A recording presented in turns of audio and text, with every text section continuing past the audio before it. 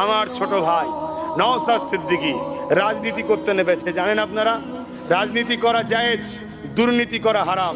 রাজনীতি করা জায়েজ, চুরি করা হারাম। রাজনীতি করা জায়েজ, দেশকে বিক্রি করা হারাম। রাজনীতি করা জায়েজ, দেশের সঙ্গে গাদ্দারি করা হারাম।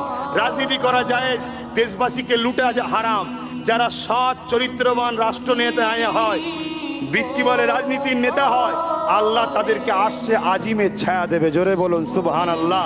তাই আপনারা দোয়া করবেন আমার ভাই যেন গরিব দরদি হয়, দেশ দরদি হয়, গরিবের পক্ষে, দেশের পক্ষে। কেন আমার ভাই যদি গরিবকে লোটে, আমার ভাই জাহান্নামে যাবে। আমার ভাই যদি দেশের বিরুদ্ধে যায়, আমার ভাই জাহান্নামে যাবে। আমি বড় ভাই হয়ে ছোট ভাই জাহান্নামে যাক, এটা চাই না।